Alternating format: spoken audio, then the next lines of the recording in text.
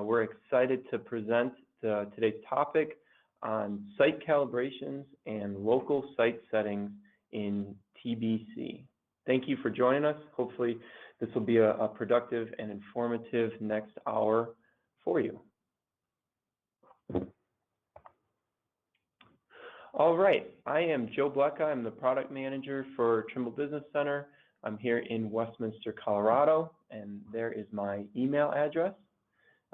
With me today and really doing almost all of the work is Adam Tigris, who is part of our QA/QC team, also here in Westminster. Thank you for your preparation, Ms. Adam, and running the show. Yeah, thanks for having me, Joe. I'm excited to get started. I am Adam. I've been with Trimble here for a few months. I'm working towards my Geomatics engineering degree at University of New Brunswick, and I've had some survey experience out in Western Canada, and excited to get started here. All right, so let's go over today's agenda. We'll be going over a workflow introduction, then followed by the demonstration. That's really the primary focus of this presentation. And then we'll go through a summary, have some questions and answers, tease the December Power Hour session, kind of try to do something a little different for December and the holiday season, and then go over some existing TBC resources. And speaking of something different, we wanted to mix it up a little bit with this session and go through the presentation and kind of not check for knowledge, but kind of check for knowledge, maybe a reward for a check for knowledge for people paying attention. If at the end of the presentation in the QA section, we'll ask a question to the group, and the first person to respond in the questions box in your GoToMeeting will receive a TBC pack, and that includes these lovely items you see in front of us here. The 1 terabyte Trimble hard drive, USB hard drive, a nice little Moleskine Trimble branded notebook, a USB Bluetooth speaker, and then a fancy mug. I can personally attest that this thing works quite well. Keeping your beverages hot or cold, and all of this packaged up into a nice TBC, or Trimble branded backpack. Granted, there are a lot of people on the call. We won't just give out one prize to the second correct response to the question. We will send you out a Trimble Business Center From Field to Finish with Confidence t-shirt. So in this season of thanks and giving, we want to show our appreciation with these little tokens and some free swag for everybody here on the call. So pay attention, stick around for an hour, and get your chance to win some cool Trimble branded stuff. Now, that is all well and good, but what we're really here for is the workflow. And Adam, I will turn it over to you. As with past webinars, if you've got any questions, please type them into the questions box. We will answer them as we go along, or if it makes more sense to answer them at the end, we will do that as well. And then, of course, if any questions don't get answered or we don't have time, we'll follow back up with you. We got your email address when you submit the question. So take it away, Adam. And again, everyone, thank you for attending and enjoy.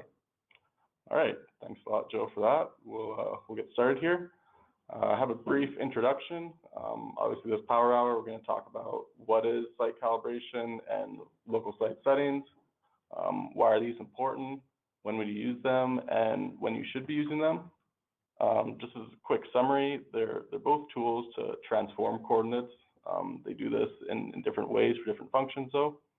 They're both functions available within TBC as well as Trimble Access. So you might have run into them in Trimble Access or Trimble Business Center already, or maybe both of them. Site settings is licensed to base editions of TBC, whereas site calibration is licensed to the intermediate versions. So if you have an intermediate version or above that you're working on, then you should be able to recreate all the workflows we're going through here today. And kind of one last note is this power hour deals with coordinate transformations, and a lot of that has to do with the difference between grid and ground coordinates. And this power hour was actually kind of inspired from one that was done a few months ago. It was done by Mark White, a Trimble representative for us, and he did a really good job. And then there's kind of some questions that stemmed from that regarding site cal and site settings. So I'm going to be talking a lot about this grid versus ground. If it's not something you're super familiar with, and maybe you missed that previous power hour, I would definitely say go check it out. I will have a brief summary of it in the next slide here, but definitely won't go in depth or as good as details as he did. So keep that in mind. So we'll talk about local site settings first. What local site settings essentially does is you're transforming some grid projection coordinates into ground coordinates.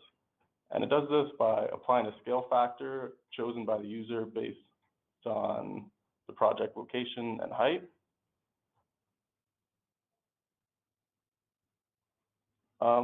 So you want to use ground coordinates lots of time when you're surveying. If you're using grid, then you're going to have issues where your ground coordinates are equal to what you can physically measure on the ground. So if you have a 100-meter line that you survey, if you do that in ground, it could be a little bit shorter or longer than what the ground distance is. So obviously that can have some implications if you're doing construction with prefabricated parts. You know, they're obviously probably going to be designed with real world distances in mind. If you're doing cadastral applications, such as surveying a boundary, you want that to be 100 meters as it is in the ground, not grid. And if you're working with point cloud data, you could have some control points that are in grid coordinates that you'd want to convert to ground, as most terrestrial point cloud scanning works with ground coordinates. So I do have a little diagram here of kind of the relationship between these grid and ground and the different surfaces that you use in surveying. So first, the curved surface, number 6, is the ellipsoid. It's kind of the mathematical model of the Earth, where lots of our global coordinates stem from. The problem with that is it's all in latitudes and longitudes, so it can be very difficult to do any of the Cartesian math we're used to. So we flatten it out into this grid surface, which is number 2. And when we flatten that out, there's a distortion, and that's the result of that is a scaling error between these. So you'll have areas where you'll be scaling distances up or down to go from the grid to the ellipsoid. And so that scale factor is called the grid scale factor, or the projection scale factor. You might have heard that. And the final surface is the ground surface. This is what we're physically measuring on here. And that has a relationship to the grid plane through another scale factor, which is a result of the elevation, the difference. So you can see here in the diagram, we have a ground distance, number 3, and a grid distance, number 4, where our grid distance is shorter. This is just one scenario. It's not always the case. Your ground distance can be shorter than your grid distance. It really depends on where these surfaces lie within reference to each other. Again, this is just a brief overview, so there's definitely some things I didn't cover, and I definitely implore you to look at that previous power hour if you haven't already.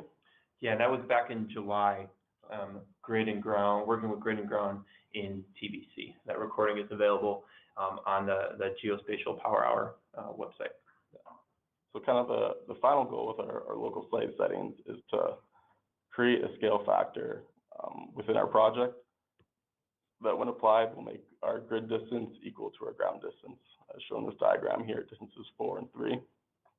One final thing, local site settings can be used with total station or GNSS coordinates, as long as they have a projection applied, which would be like state plane coordinates or UTM or any other type of projection used throughout the world. I'm just kind of used to the North American ones, but there are obviously lots out there.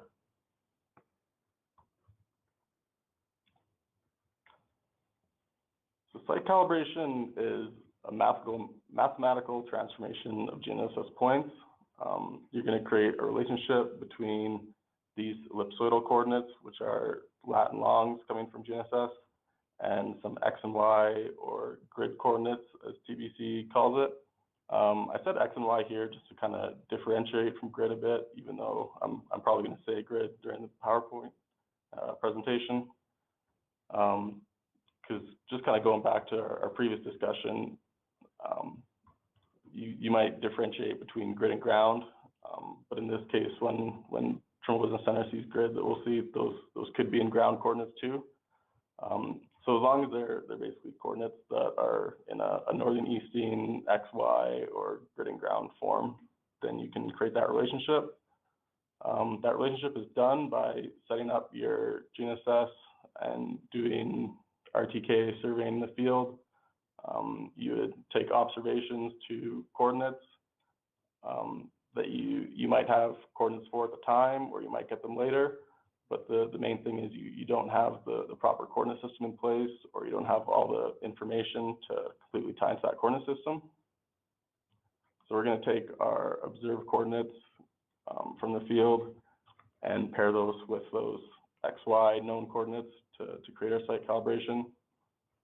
This is going to create a new coordinate system that we can work in, and everything's going to tie into those known points and that known coordinate system. So kind of when you would use this, and there's kind of two main scenarios that I see and that we're going to go through today. The first one would be kind of where you have an arbitrary local site system. That might be where you get out to a construction site and a previous contractor or maybe someone else in your company has created their own coordinate system where they just dropped a nail somewhere and called that 1000 northern easting, and they might have set north to some totally different orientation that could not even be close to north.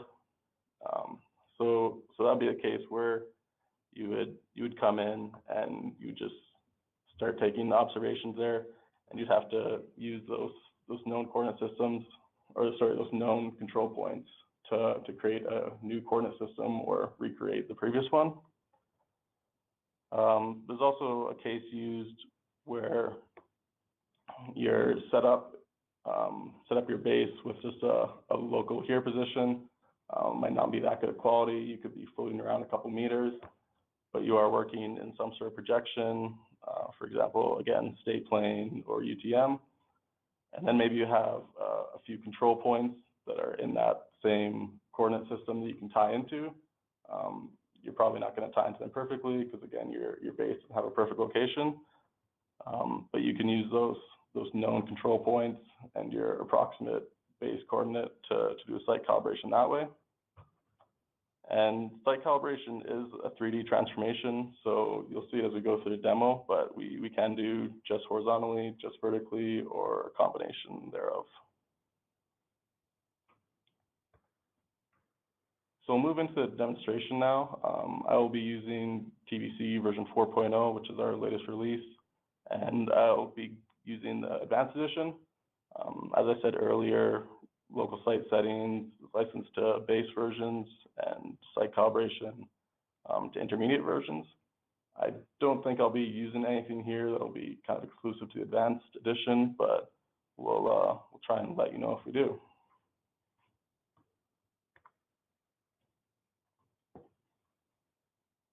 So we'll open up a new TBC project, and we'll bring in some data.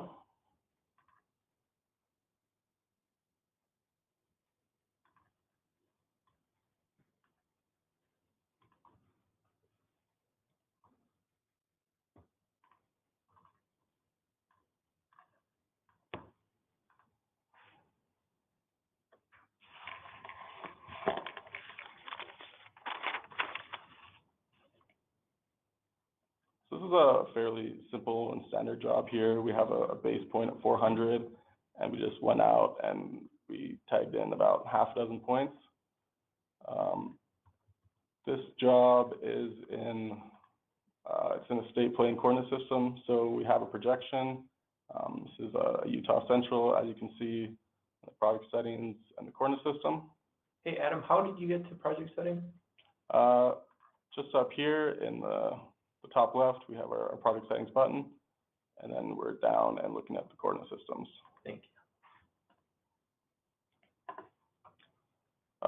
So what we want to do first is we'll work through some local site settings, and we can see in the bottom right corner here, TBC says we're in a grid system, which makes sense as we have this projection applied. If we go into our local site options in our project settings, we'll see that currently we don't have a project location. That's something we're going to have to specify real soon here. There is a project hiding here, and that comes from when this job was created in Trimble Access. That's something that Trimble Access forces you to do, and I believe that's just so it can do reductions for total station observations. It's also used in two-dimensional COGO computations as well. Right. We can see here, use ground coordinates. We're not doing that right now, and that's something we'll work towards right now. So we'll be done in project settings for now here, and we'll go into our survey tab, over into this network tab, and we'll open up our local site settings. Actually, before we get to that, I want to do some inversing here. So still in the survey tab, we have our measure command, and we'll inverse. So I just want to check between 2 points we have in this project, kind of going all the way across, 1,000 to 1,002. And we can see some distances here in the inverse panel. We have a grid distance that's 284.057 and a ground distance of 284.144. So this is kind of like if you go back to one of the first slides there, where we had that difference in distance between our grid and ground. You know, for lots of survey applications, this isn't ideal. So we're going to set up TBC so that this ground distance is going to be equal to the grid distance in the plan.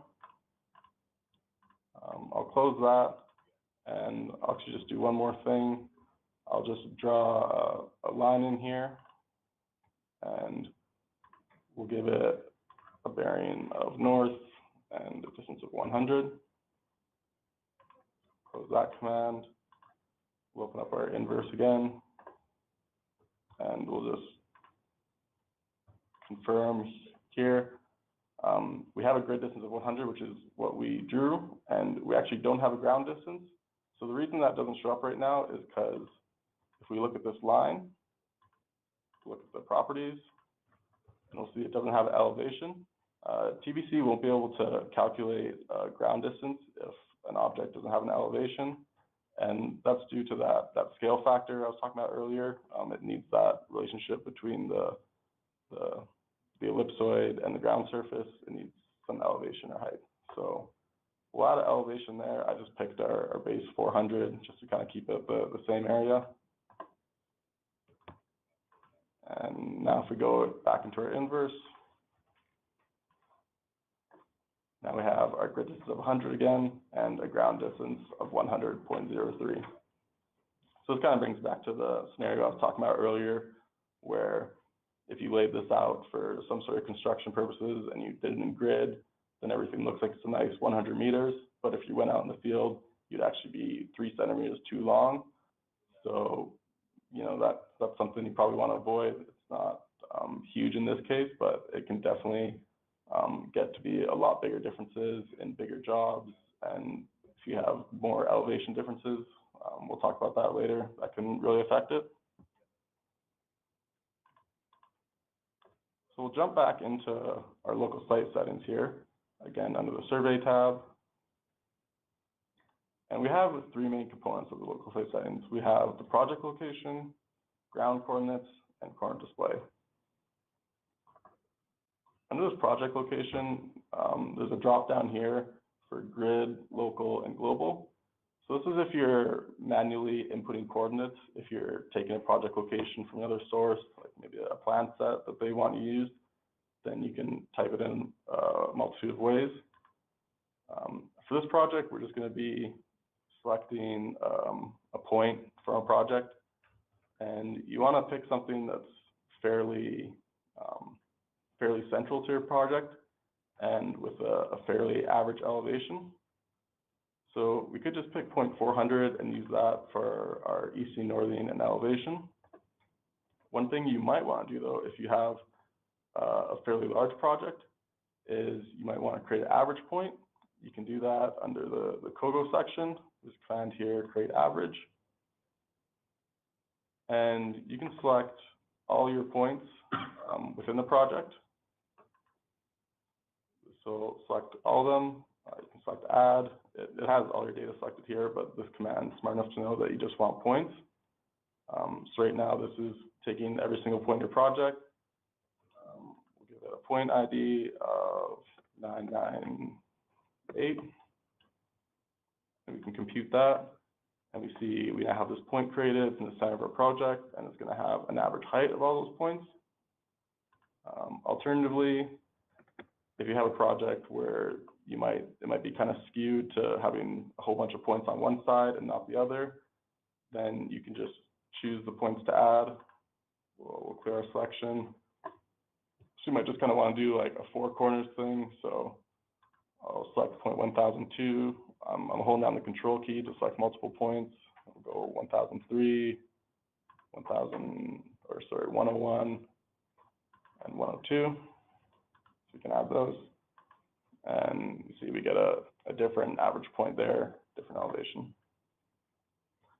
So in local site settings, like I said, it's pretty important to pick a point in the middle of your project with a kind of an average height. I'll show that in a second, how that can change your project. But for now, we'll just kind of actually undo these points we created just to clean up the project a bit. And we'll just stick with our 0.400 for our project location.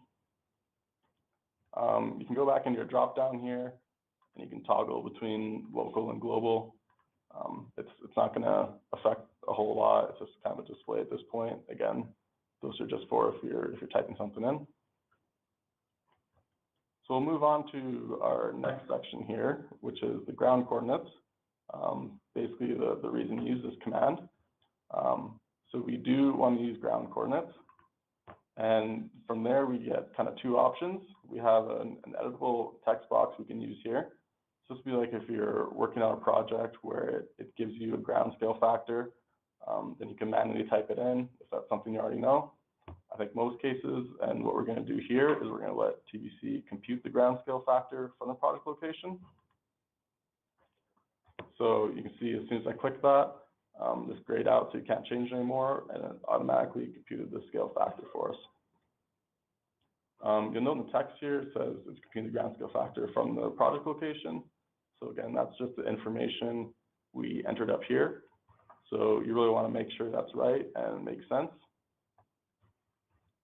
The last thing you have down here is the coordinate display, and this is very optional. It's just if you want to create kind of a new grouping of coordinates for these ground coordinates that you're creating. If you want to offset them maybe 10,000 meters one direction, just so they don't get confused with grid coordinates, or if you have some state plane coordinates that are usually, you're in the 200,000s here, or I guess that's even 2 millions, you might want to truncate the first couple digits, so you could do that. We're not going to do it for that. So we'll hit OK here. And the first thing you might notice is in this bottom right corner where it used to say ground, where it used to say grid, it now says ground. You can click on that and it will open up our project settings. And we can see here that our project location has latitude and longitude filled in. This comes from the project location we just specified in the previous command.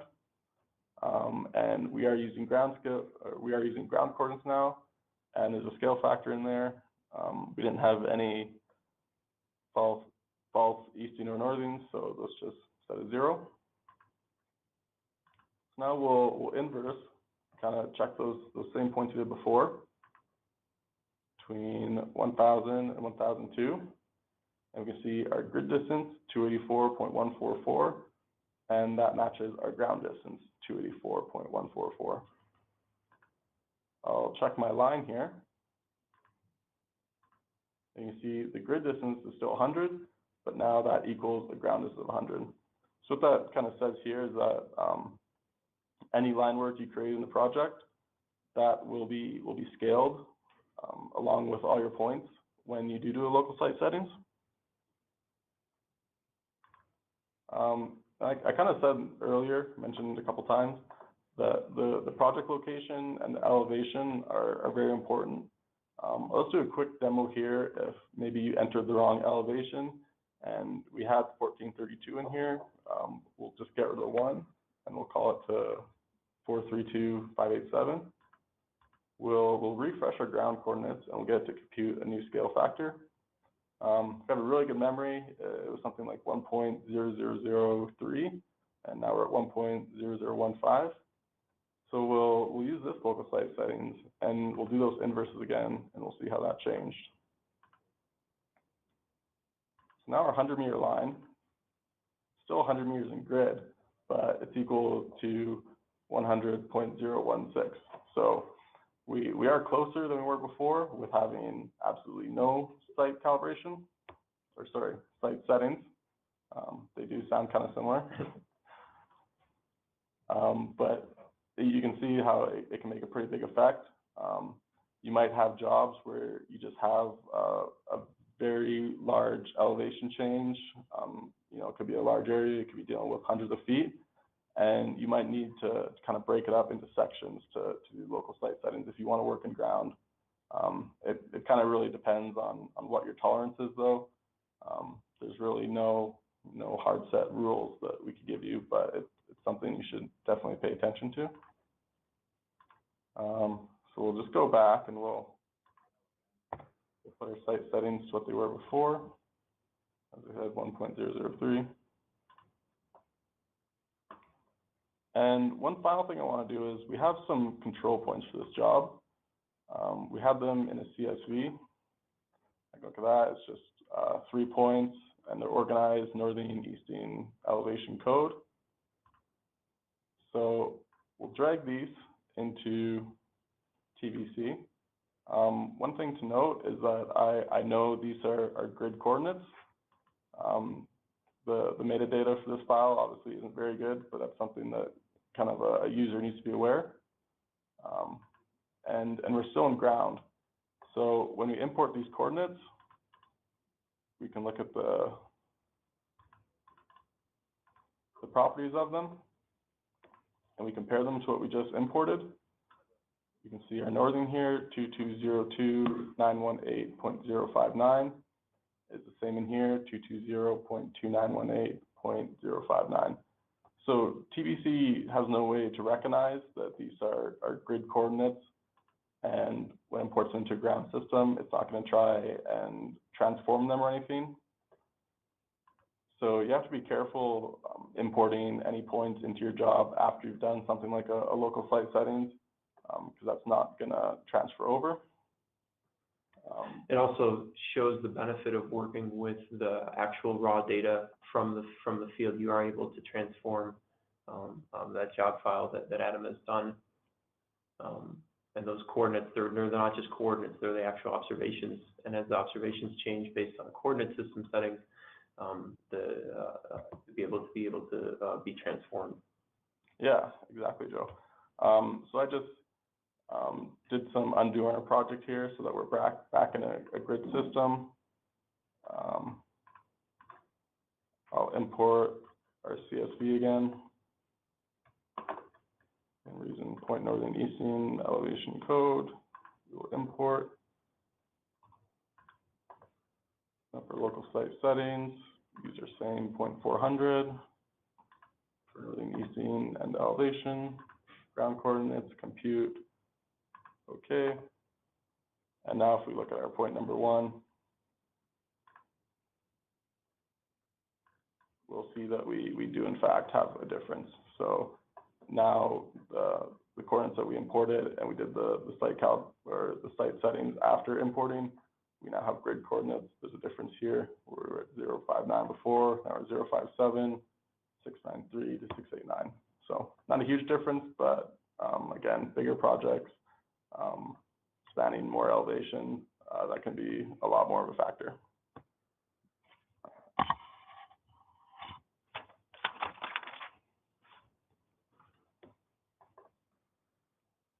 So move into a new project here.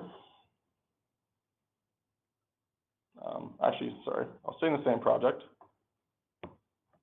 We'll just close it. We won't save it, just to get kind of a fresh slate here.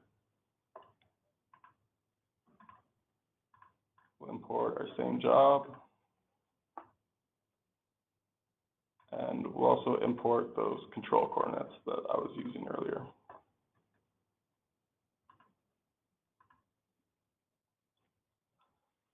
So as I said earlier, this was a scenario where we just set our base on 400. We just used a here position. We weren't set up on any known coordinates.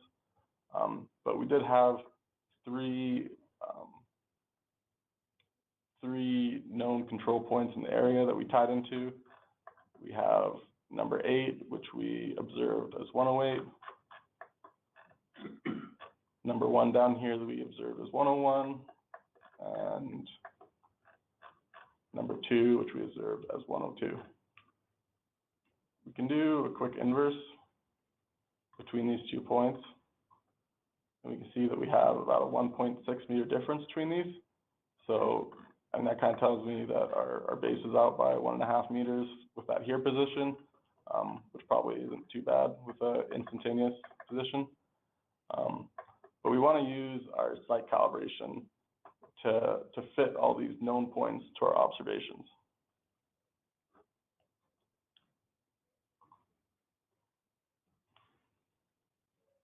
So we'll open up our site calibration, and we'll see a few settings here. We have horizontal calibration, vertical calibration, and update product definition. As I said earlier, this is a 3D transformation, but you can use it as just a 2D transformation, just doing the horizontal. You can do it as a 1D transformation, just the vertical, or you can do both. I think for most of our demonstration purposes here, we will be using 3D, horizontal and vertical. So under the horizontal calibration kind of heading, we have a function to set the scale factor to 1. So this is something where when we're doing this horizontal calibration, we have 3 transformations we're doing. We're doing a translation, which would be moving the project a delta X and a delta Y value, or north and easting. A rotation, which is rotating around the Z axis, and a scaling. So the scaling is kind of something you need to consider. If you're in a project like this where our data was collected in a state plane coordinate system and our coordinates are also in the same state plane coordinate system, we wouldn't expect there to be any scaling. So we could actually turn this on, set the scale factor to 1. And what that does is it kind of prevents if we have any bad coordinates. Maybe one of these monuments got really disturbed and they're really out, or maybe when someone gave you the coordinates or when you punched them in, you made an error. If you don't hold that scale factor to 1, then it can kind of scale your observations to fit those incorrect monument locations. So right now, like I said, we'll hold it to 1. We'll do another demonstration where that might not be the case, but for now we'll leave that turned on, and we'll kind of see how that affects our project in a bit. Under the vertical calibration, we have 2 options. We have a vertical shift and an inclined plane, and vertical shift only. So vertical shift only is kind of what you'd expect. It's just a straight translation in the Z-axis. You're just lifting up or subtracting every point in your job a certain amount of meters. When you use an inclined plane, then you can actually, you'll create some sort of tilted plane. So on one end of your job, you might be raising or lowering by a different amount than the other end. And of course, that plane can be orientated in 3D. So again, this is a tricky one. If you don't, the main thing with this is if you're using the inclined plane, you'll get better residuals, but sometimes that can be false. We'll turn it on inclined plane from here, and you'll hopefully see what I mean.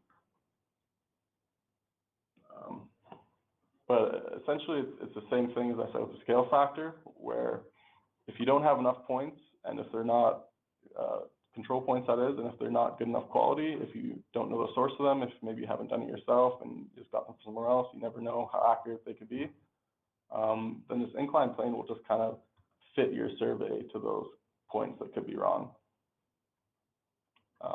We have a geoid model for this job, so that'll just affect our heights, our geoid separation, difference between heights and elevations. And the last thing here we have is update project definition. We're going to leave that checked off, and I'll talk about that in the next kind of demonstration I'll do after this. That'll come into play, but it won't be necessary for this one because we're doing a relatively small translations. We're just dealing with meters. So that's kind of the first part of site calibration, and now we'll move into the point list. So this is where you'll pair those observed point IDs with your known grid points, as they say. But again, like I said earlier, these could also be ground points. In this case, they are a grid coordinate though. So we'll zoom into our first pairing. We have 108 being our observed point and 8 being our known point. I'll do this backwards just so you can kind of see. If I try and select point number 8, which is our grid point, we get an error indicator.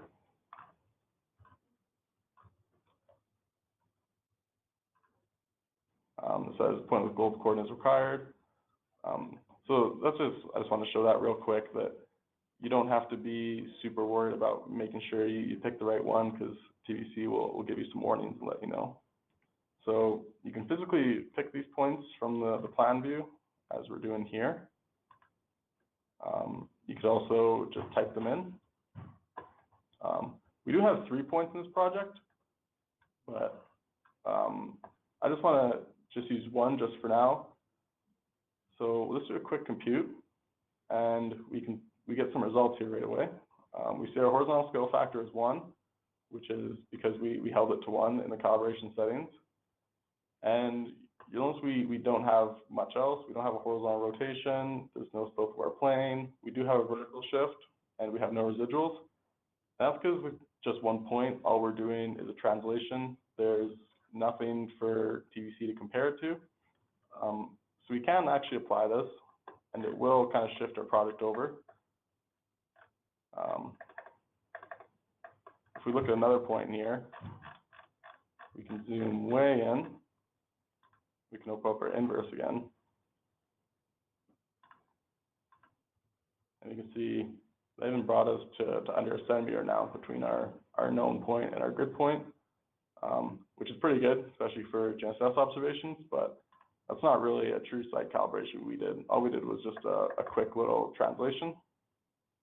So I just wanted to show that real quick, but now we'll go ahead and add more points.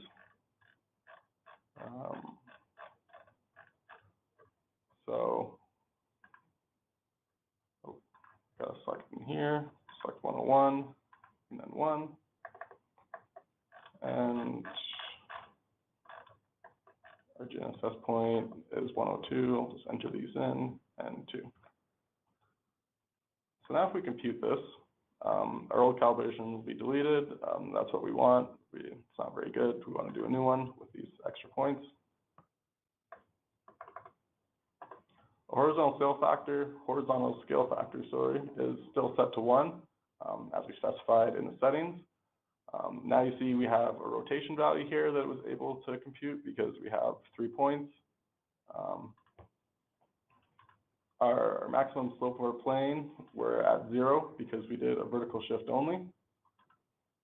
We do have a vertical shift of negative 1.234, which is kind of a cool number, but just a coincidence.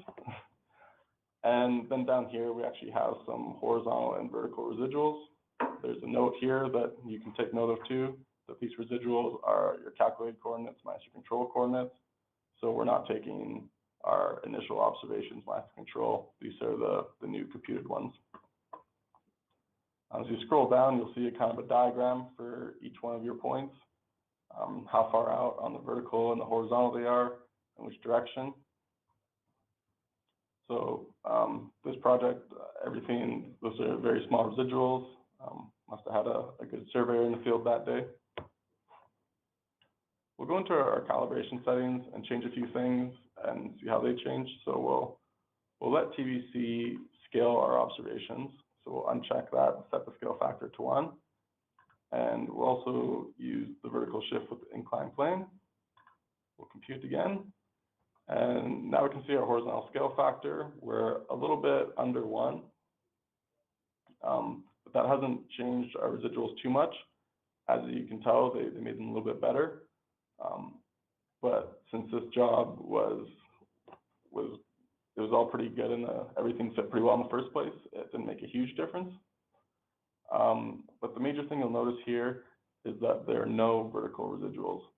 And that's because to create this vertical inclined plane, the minimum you need is kind of 3 points. So, and we only had 3 points in this project to compare. So when you're dealing with site calibration, it's important to kind of be aware of how many points you need. As we showed initially, you can get away with just 1 point to do a straight horizontal and vertical translation. But again, that's not a very good calibration. If that 1 point is out, then your whole calibration is going to be out. If you have 2 points, then you can do a full horizontal calibration. You can calculate your project rotation and your scale as well as your translation. But again, we have the issue where if one of those points is incorrect, then you don't have any checks. Your rotation is going to be out, your scale could be out. And that's kind of a good reason why we might want to hold that scale to 1 or make sure that it's not too far away from 1. We're getting to 3 points, and when you're doing a horizontal calibration with 3 points, it's a lot better. Now you can actually have a check on the 2 other points you held previously. And I'd say still when you're doing horizontal, you probably want to use at least 4 as a minimum. Obviously, I'm kind of breaking that rule in this job right away. We only had 3 points, so sometimes you do have to live with it. And it's important to note, and Adam's touched on this a couple of times too, is to know the quality of the coordinates. You know, if you're a one-man or one-woman shop and you do everything, then you'd be a little bit more confident potentially getting away with something like three coordinates instead of 4. However, if you don't know, or if you don't know the source of who did the work in the field, or if this has been something handed down project over project, you don't have a whole lot of confidence, then you probably want to err on the side of more caution and use more points.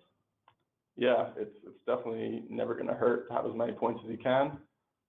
You can always choose to use them for horizontal, vertical only, or just not use them if, when you look at your results, they're out. So yeah, it's pretty critical to keep in mind how many points you have, depending what type of calibration you're looking for and how good those control points are to start with.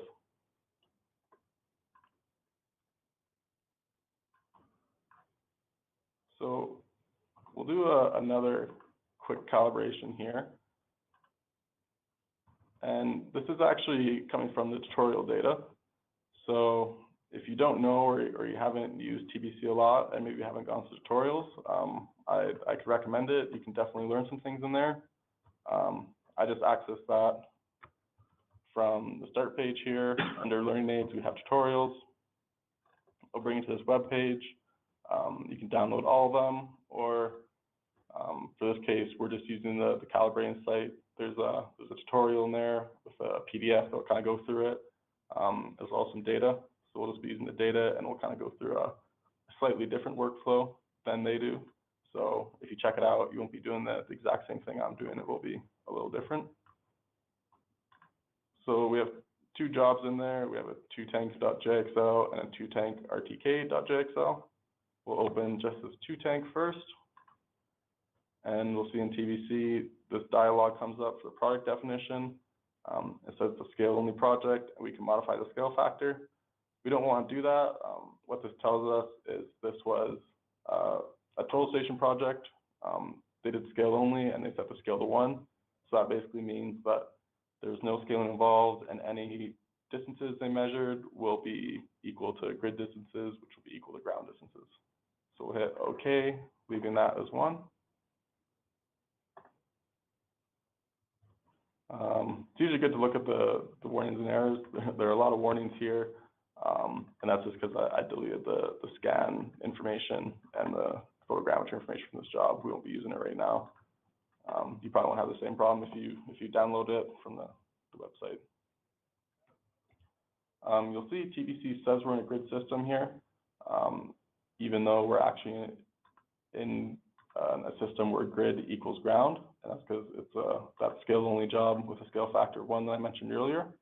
If we do an inverse here, we can see that our grid distance, 136.358 equals our ground distance, 136.358. So TBC doesn't actually recognize that it's a ground job when you import total station data like this, but you as a user can realize that. And we'll open up the second part of this job, which is our RTK observations that we'll be calibrating to the site that we started doing our total station observations on. And you can see they are way far away. We're hundreds of kilometers, basically. We're still in a grid system, but if we look into our project settings again, and we open up the coordinate system, we can see that we are in a projection now. The reason for that it changes is that GNSS observations cannot exist in a scale-only project. It either has to be just a straight WGS84, or there needs to be some sort of projection. So that gets automatically updated. If we go back to our total station work, and we do that same inverse again, we'll see a difference now between our grid and our ground, and that's because we're now applying this projection. So our grid distances won't be equal to our ground. But we're going to calibrate this site, and we want our final result to be in ground. So the first thing we're going to have to do is a local site settings. So we'll go back into that, pick our point. We'll just kind of pick one in the center of all this, and we'll use that for elevation. We use our ground coordinates. We'll compute our scale factor. We won't do any false easting or offsets. We'll hit OK. We'll see that we're in a ground coordinate system again. We'll do a quick check over here, and we can see our grid distance equal to our ground distance. So now we actually want to do a calibration to this site.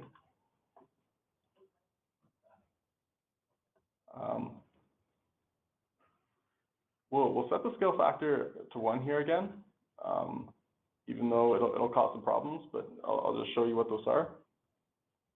We'll leave our vertical calibration.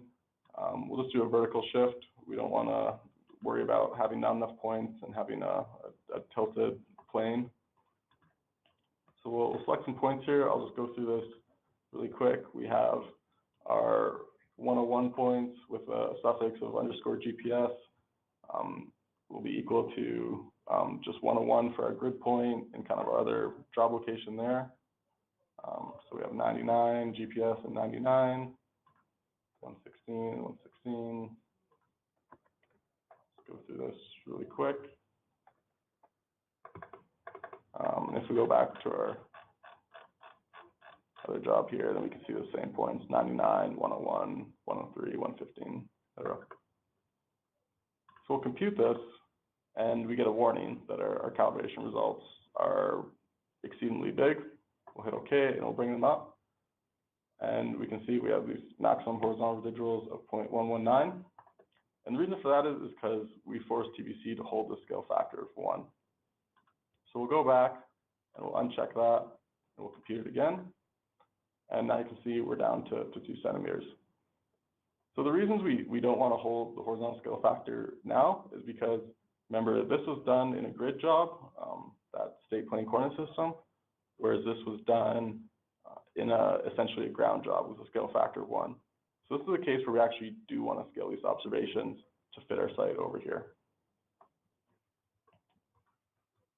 So we'll go ahead and apply that. You'll see that it transforms all our GNSS observations all the way down to here.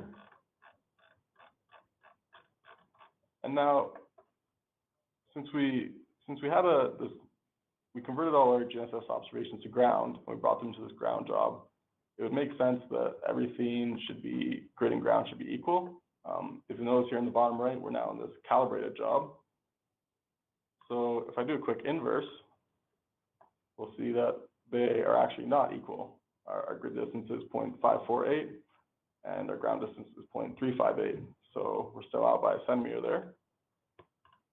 And the reason for that is, in the site calibration settings, I talked about this update project definition. When you're doing something now where you have,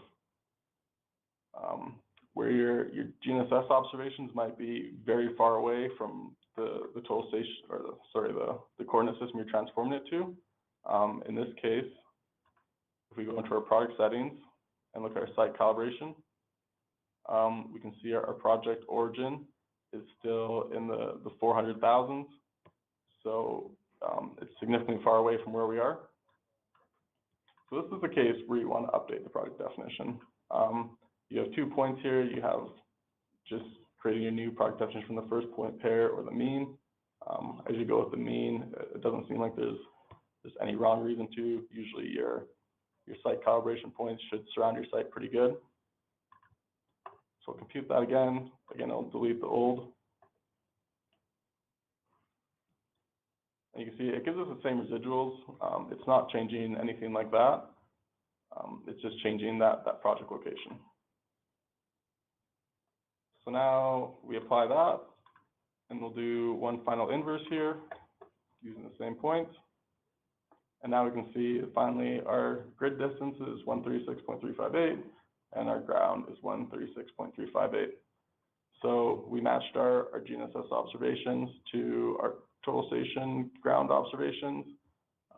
We changed our project location into where we're working, and now we can export this job or this calibration, and whenever we go out in the field, we'll be working in this system.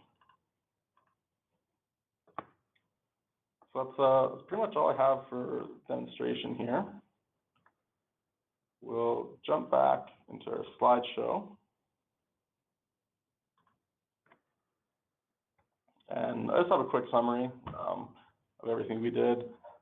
Just site settings, you're transforming between grid and ground coordinates, where site calibration, you're transforming between GNSS coordinates or observations and known grid coordinates. Site settings is strictly a horizontal transformation, where site calibration is a 3D horizontal and vertical. And with site settings, you can use GNSS or total station coordinates as long as they're in projection, whereas site calibration just deals with GNSS observations and known coordinates. All right. Thank you, Adam. That was a lot of information. This recording and this presentation will be available for download after the fact. I know everyone's itching for our trivia question here, or our knowledge check question to get the free TBC swag.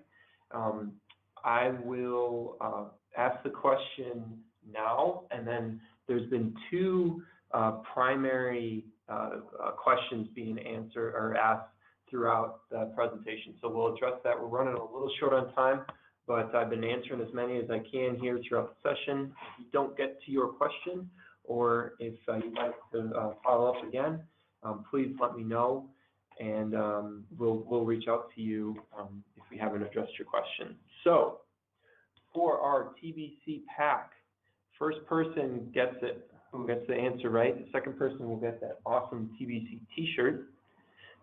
What are the two sets of coordinates that are used for site calibration?